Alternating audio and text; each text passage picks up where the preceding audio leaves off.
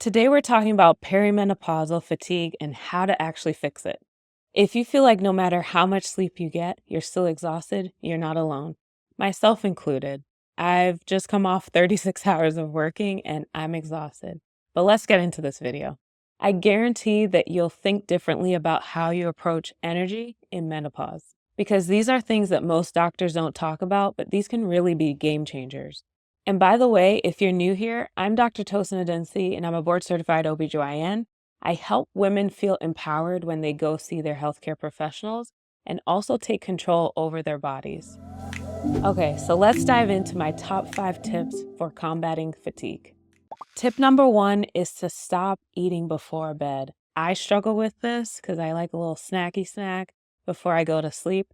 But when you do this, the stomach is working and churning that food, and some of that food can reflux and give you that burning sensation right in the middle of your chest.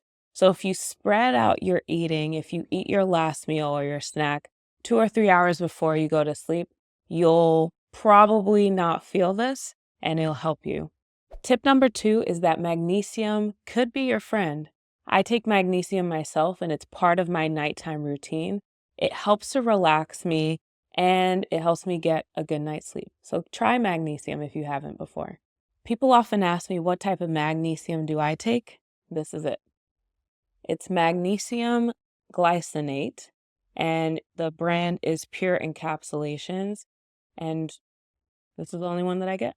By the way, this is not a sponsored post. This is the one that I like and that I use and I found benefit with it. Tip number 3 is to ditch the morning coffee, at least at first.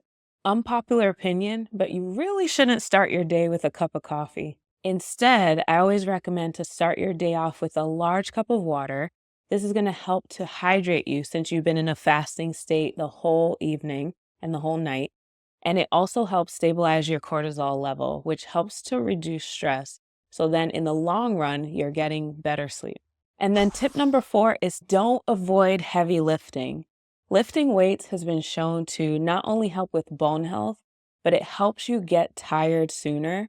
That way you can actually make that bedtime that I know you're eager to make.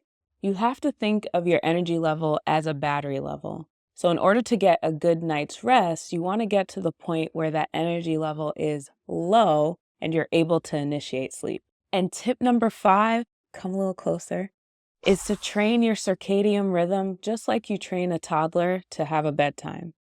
This is the number 1 mistake that I think patients make because they're not timing when they're actually preparing to go to bed. So it's not that you hop into bed and you have the luxury of falling asleep within 2 minutes. My dad does that.